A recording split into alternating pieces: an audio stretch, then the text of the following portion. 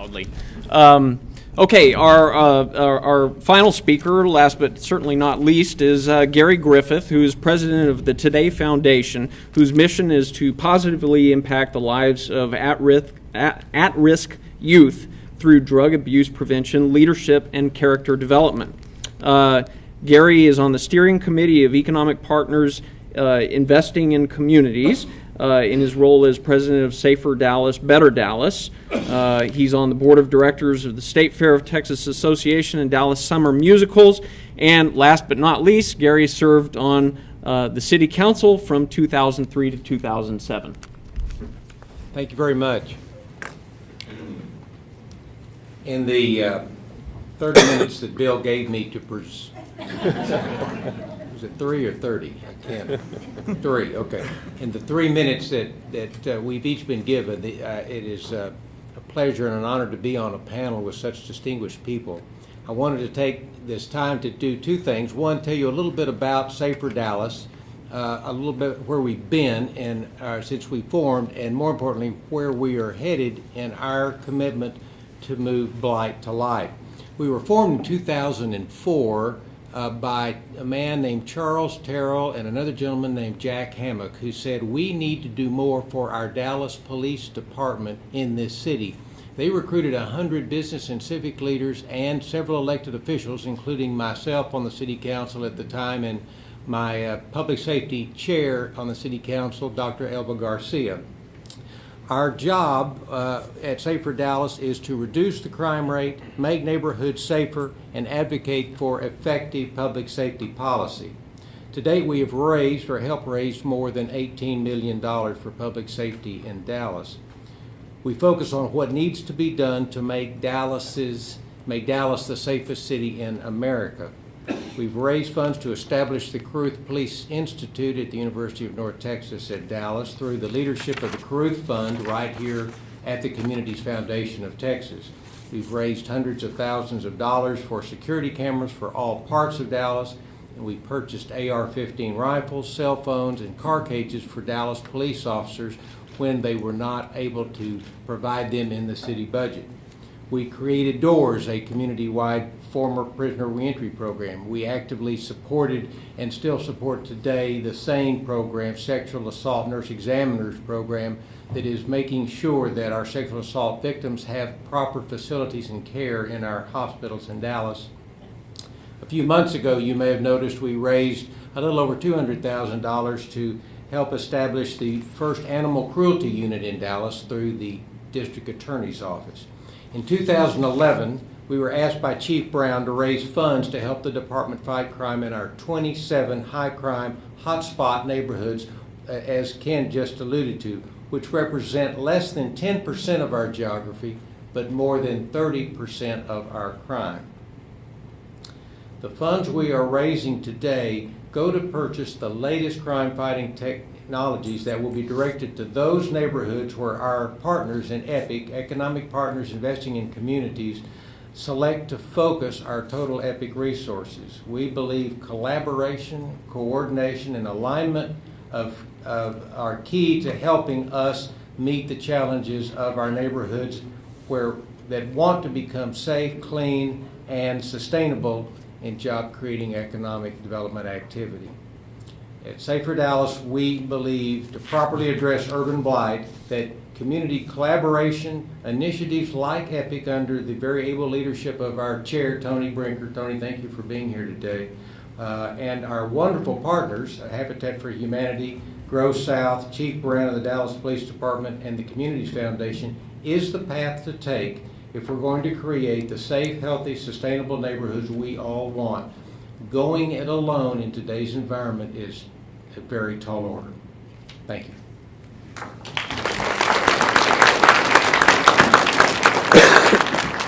All right, now for the interactive portion of our presentation. If any of you have any questions and you don't want to shout them out loud or speak into a microphone, feel free to write them on a card on your table and pass them up here. We'll be happy to do that. Is there anyone who wants to ask a question? I can certainly start it off. Okay, here's an easy one.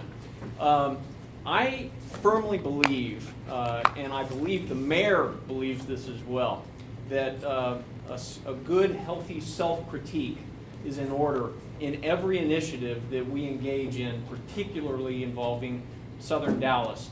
The mayor invited us once every 6 months to give him a report card on how he's doing on Grow South. What we don't do at the Dallas Morning News is invite any kind of critique from our readers other than letters to the editor about what we do right and what we do wrong.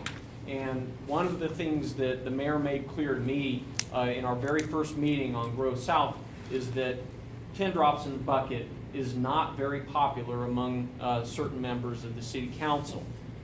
They believe that it is designed to make Southern Dallas look bad rather than identify problem areas that need fixing, need attention, because up until that list was created, they weren't getting the attention that we felt they needed. So I'm going to invite members of the panel, starting with Ken, to address that question. Do you feel that 10 drops in the bucket is helpful? What would you do to make it better? I think 10 drops in the bucket is helpful. I think it sheds light on some of the challenges that we have. I think it puts emphasis on structures and buildings, and it may not focus on the socioeconomic issues that are prevalent in the communities, but it has to start with a discussion. And if we aren't discussing things that we are uncomfortable with, then there's no opportunity to improve. Well said. Does anybody else have anything to say? I honestly and truly, in front of everybody, this is your chance. If you've got some complaints about it. Let me have. Is it on? Oh, that one. That's Okay. the one that's the bad Well, one. I just got to say how much I enjoyed Ken's presentation, and I really like the model of balancing. Yes, there's things that need fixing, but there are also very wonderful things that happen in South Dallas and throughout the southern sector that also need to be given equal playtime. Exactly. Now, you'll notice, and I'm not being defensive here, I'm just trying to explain to the audience, you were actually going to say in the last presentation a little bit about 10 drops, so I decided to bring it up for you. Okay, we decided about a year and a half ago that we were going to revise it a little bit because we did feel it focused way too much on the negative and gave no opportunity for any kind of a discussion about anything positive happening in Southern Dallas. And so we revised it to make it a little bit more reader-friendly, but also to have a portion at the top that would be devoted to pointing out something that we felt needed special emphasis, good or bad. But we really wanted to make sure that there was a balance in there of something that was positive, something that was helpful to the community, and maybe something that wasn't so helpful. Now, Ken has been particularly helpful, among others, Gerald Brett included, in giving us a call from time to time and letting us know where there are things that we really do need to focus on, such as the people putting up those for sale signs around Southern Dallas. That's going to be a major, major project that you're gonna see in our newspaper in the not too distant future, because wow, there is a lot underlying what these people are doing, and it is shocking. Ken calls it a crime. I can't pronounce on that quite yet, but you'll get the evidence and make your own decision on that. On that note, I'm just curious, do any of you feel that there is a measure of corporate exploitation, business exploitation going on in Southern Dallas that might brush on what we're seeing in those slides with those for sale signs? Is there something else afoot where members of the business community see a profit motive in poverty and the perpetuation of poverty? That one works. Yes, there is.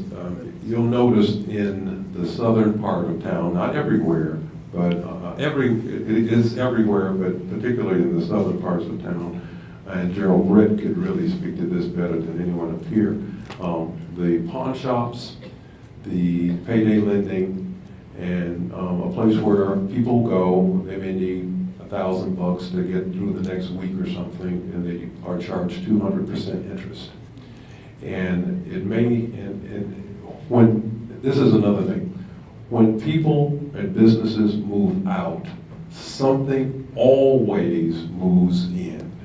And whatever moves in is always more negative than what moved out.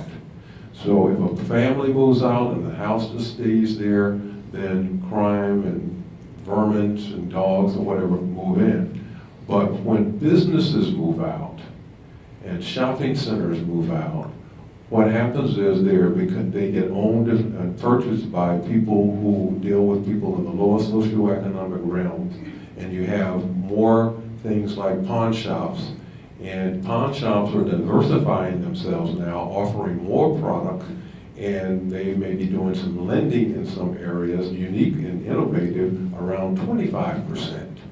Well, that's a whole lot better than 200%, but where is Wells Fargo? Where is Chase, Bank of America? What product do they have where a family in a low-income area can go to the bank or the credit union and get some money? They don't have products like that. Basically, the banks in the community are kind of like little bank in the box, and you really don't have people at the leadership of that bank who really have the authority given to them by the lending institution to even do much lending besides purchasing a car. So I think there is disinvestment that really is a problem for our community, and we need to work on that. Anybody else?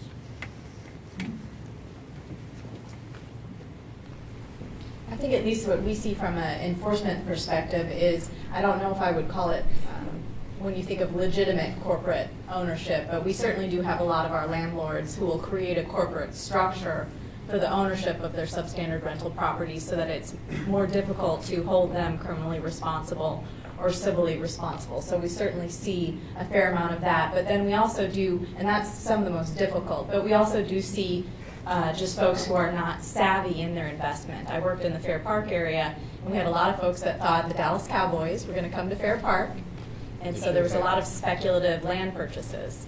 And those folks just thought they were going to be able to sit on their property for a year or two, and then it was going to be worth millions and they could sell. And now, 10 years later, they still have that property.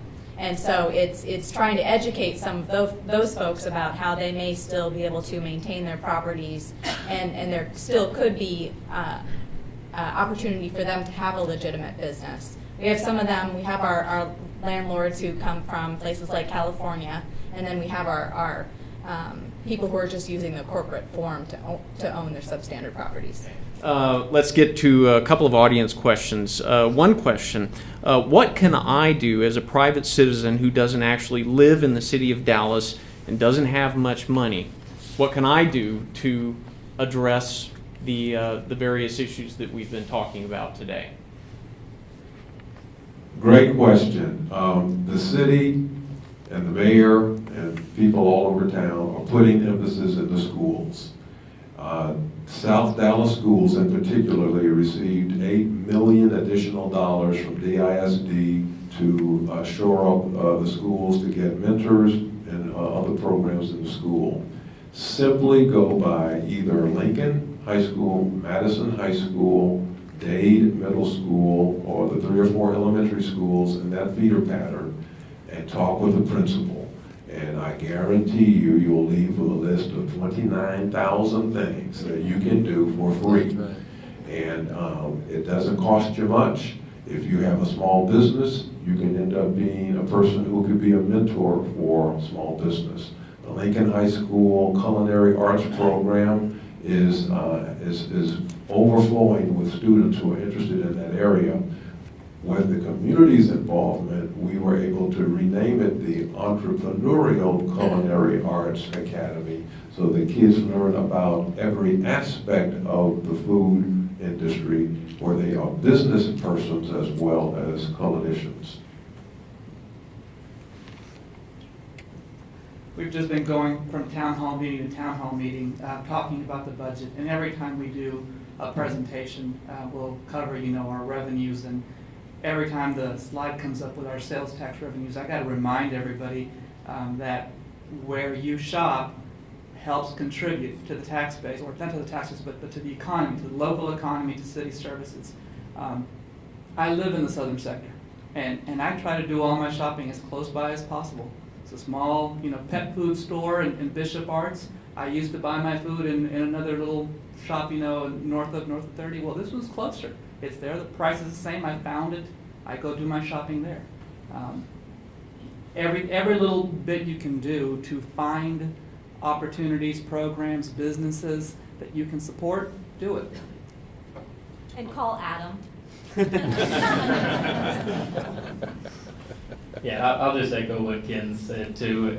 There are so many opportunities, and you're going to hear more from the mayor and us pretty soon as it relates to some tutoring and mentor programs and things like that. We've got to figure out what it is that can work across the district, and then you'll certainly hear more on that front.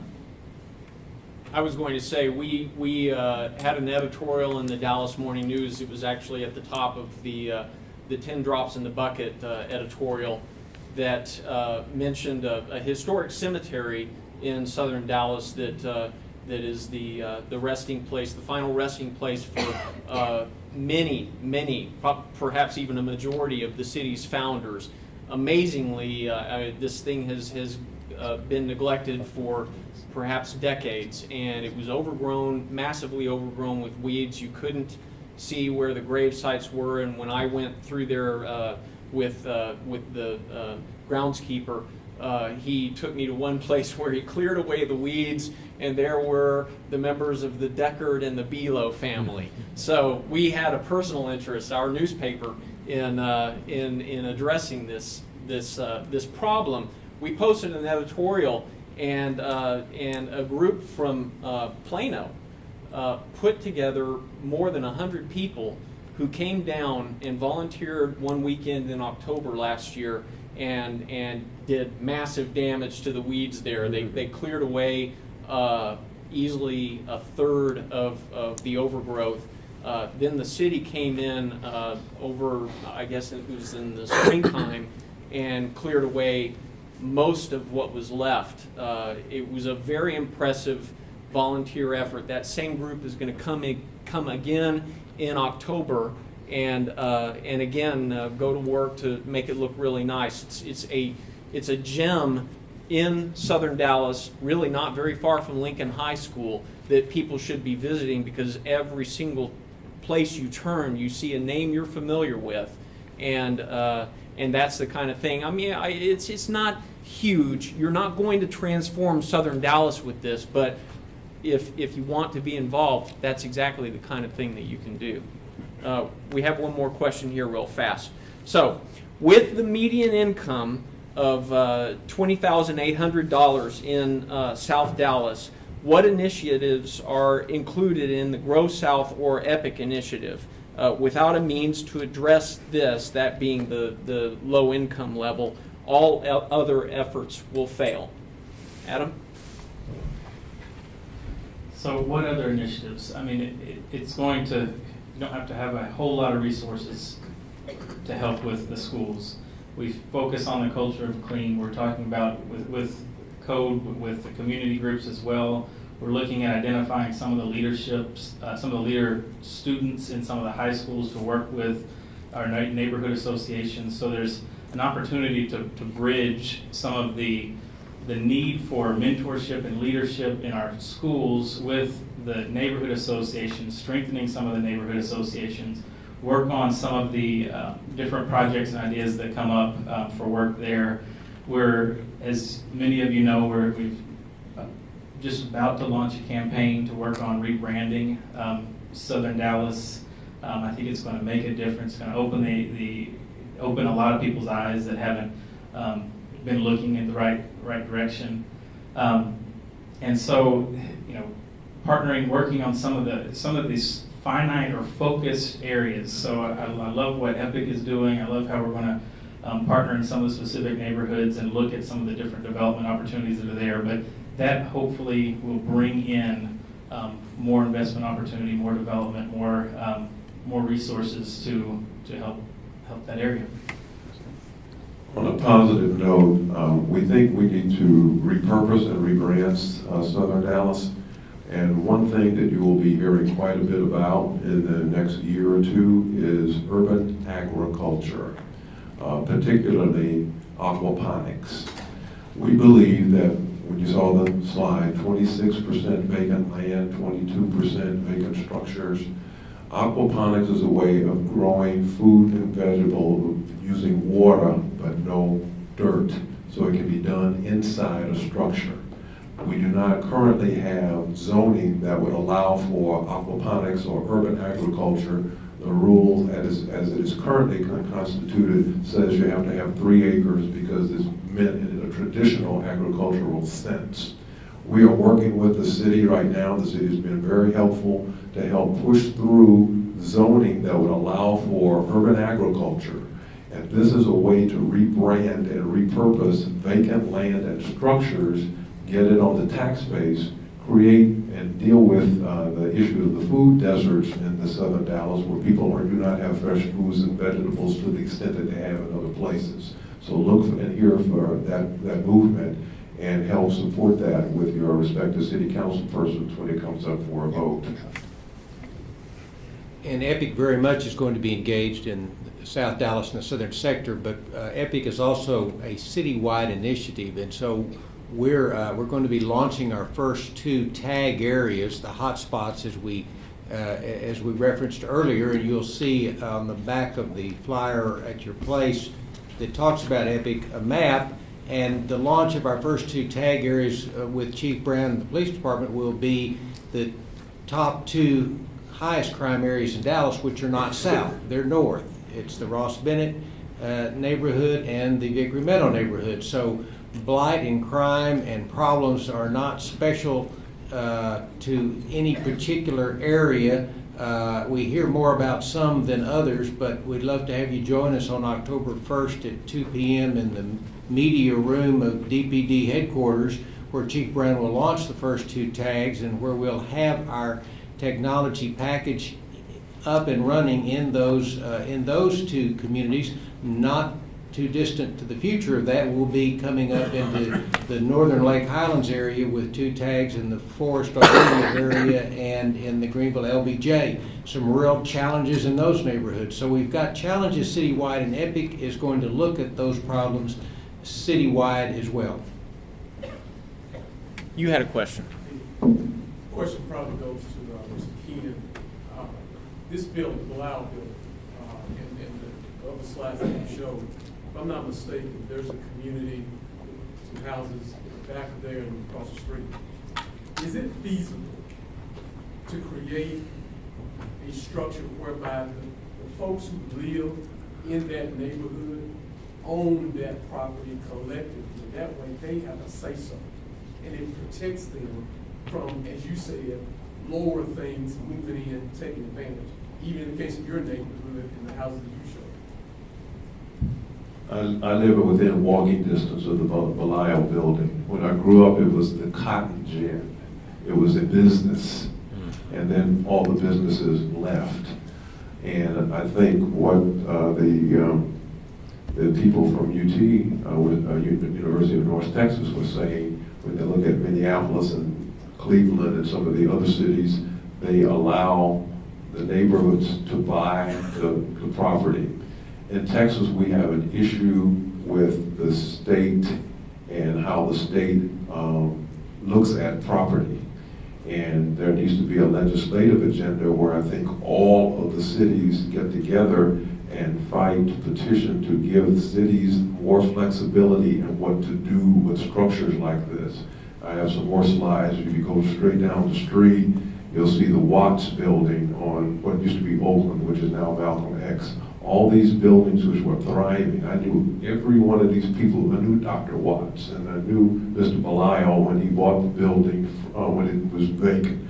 If we are able to repurpose these buildings, like the Forest Avenue Theater, that entire block that is on sale right now for $1.5 million, a little bit too high, but we need to get someone to buy those. So one of the things that can be done is to get investment back into South Dallas, and I think you're absolutely right. The community can get involved, and a lot of people are trying to work on that, but it becomes a legislative fight. Maureen and Joey, if you could just address this a little bit. This particular building has been on our 10 drops list for at least 2 years, and I was following it at least 3 years before that, painfully aware. I mean, just look at all of the broken windows, the boarded up windows. It's a mess. And I totally understand this, but I don't know that the audience or the general public understands it, and I try occasionally to explain the difficulty. But could you explain a little bit why the city just can't go in and fix this? I'm not going to recall all the details on the spot, but I do know enough to say that there is some sort of legal dispute in the ownership, and there's a huge tax debt on the property. And we've weighed different ways to try and break that logjam, and it's still going to be tied up in the courts. So for the meantime, all we can really do is kind of keep an eye on it to make sure that if it's open and vacant or overgrown or a litter, we can do our best to address that. But it really has become a bit of a legal limbo with it. There's a misperception when we demolish a structure or when we sue a property owner that the city then takes ownership of the property. And that's not the case. The city would have to take a separate action. And even then, we have to make decisions about budget and resources and whether the city would want to own a property in a condition like that, or what the plan would be to do it once we own the property. So there are a lot of complex decisions that have to go into solving a problem like that. But like Joey said, a lot of times figuring out who the owner is and who to take the enforcement action against is where we stop and where we spend a lot of our time and don't even get forward to taking enforcement action because we don't know who to hold responsible. Well, we've run out of time. We ran a little bit over, in fact. But I'd just like to say in closing that we set out with this panel not simply to complain about blight and to repeat what everybody in this room knows, but to try to look a little bit farther ahead in what might be some of the solutions, some of the ways of addressing this. We haven't even scratched the surface of what can be done to address the problem, but it's very important. These are the solution seekers right here. But also, everyone in this room, the mere fact that you're in this room means you also are a solution seeker. You're a leader in some way in trying to help find solutions to these problems. And that's really what we need. We need more community input. We need a bigger conversation. If you think about where this city was only 5 or 6 or 7 years ago, it was amazing. The different candidates for city council and for the mayor would come in to do their interviews with the editorial board of the Dallas Morning News, and we would say, what are your plans for Southern Dallas? And they go, I'll have to get back to you on that. And this past mayoral election, it was amazing. Every single candidate came into the meeting with a plan. And thankfully, the guy with the best plan is the one we endorsed, we recommended, and who won the election. But that's really how we move the ball forward, is not to just sit there and complain about the problem and treat it as if it's somebody else's problem to deal with. It's getting involved and starting the conversation and making people kind of take ownership of what the problem is and how to fix it. I was just in South Dallas not too long ago dealing with a problem. A landlord there named Hailu Jigu, who has a number of problem properties, and one of them is this apartment building that is just barely holding together. And I went up one day, just pulled up my car to see what I could see, and there was a group of people sitting out in front because they didn't have air conditioning, and so I struck up a conversation, and they were immediately, oh boy, forget it. I asked them, what do you think of your landlord? And they said, oh, he's wonderful. We love him. He sometimes lets us slide on the rent. Everything's fine. Everything's fine. I said, no problems. And no, it's all just fine. And I'm looking, and the balcony is sagging. There are cracks in the outside. The parking lot is really not much of a parking lot at all. It's a bunch of boulders and broken concrete. And so I kept kind of pressing them, and there was this one woman who said, oh boy, you wouldn't believe the problems we've got inside. And I said, can I go in and look? And her father was sitting right there, and he goes, hell no. And I said, why not? And he goes, well, you got to pay me. And I said, I'm not going to pay you. We don't do that. And he goes, of course you do. And I said, okay, look, you've got a problem. I can expose your problem and make a really big deal out of it. What's the problem here? And he goes, well, you got a skinny ass. And I said, okay, fine. If I fix that little problem there, maybe we can go forward. They eventually let me into the apartment. It took me about 2 weeks, but the next time I visited, she pulled me in, and that was exactly what I needed to expose this guy, because it was absolutely clear at that point that he was not living up to his responsibility as a landlord in providing safe and healthy environment for his renters. And that's for 40% of the people in South Dallas, that's the issue right there. So I guess the point of all of this is I accepted I had a skinny ass, and I continued the conversation, and by continuing the conversation, we got the results that helped me get my story that I was looking for, and hopefully will help the people on this panel to advance toward a solution. So on that note, it's been great having the panel, and thank you very much. Bill?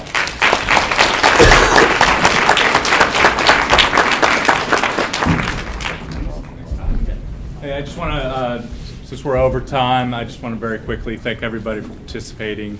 I wish we would have gotten a little bit more of the nuts and bolts. What we will do is continue this over time to get into the nuts and bolts. There are legal issues in Texas due to the property rights state that doesn't allow you to enact things that happen in other states. But a lot of people ask me, why do I care about this, and why do we as Habitat keep pushing it? When you look at the statistics, City of Dallas did not grow in population from 2000 to 2010, and that growth, that lack of growth, where the rest of the Metroplex grew by about a little over 10%. So there's 2.9 million people, or 2.6 million, I think, living in the city of Dallas. There's 260,000 people, tax-paying citizens, that chose to live outside of Dallas. Think about the sales tax impact. Think about the property tax impact that had in our resources and our resource allocation. If we could, the other thing is, people keep telling me, oh, we're landlocked. I can take you to some of the most beautiful places in Dallas and southern sector. Our families have homes with the best views of the city skyline. It's amazing, and we are not landlocked. There is plenty of land, but people won't invest in that land until we take care of the blight issue. So when we take care of the blight issue, we reduce the risk of investment, which will generate greater investment over time. So that's why we care about it. That's why we're going to keep pushing it. That's why we created the Blight Index, which we will work on to refine over time. And that's why we'll continue to work with the City of Dallas, which I think is actually an integral part of this, as citizens of Dallas, to kind of address this issue, to create investment opportunities, and make Dallas a stronger city for us all. So thanks a lot for coming, and we look forward to communicating with you. Good program. I look forward to working with you. Thanks a lot for coming and joining us. I look forward to working with you. All right. Well, we're just getting started trying to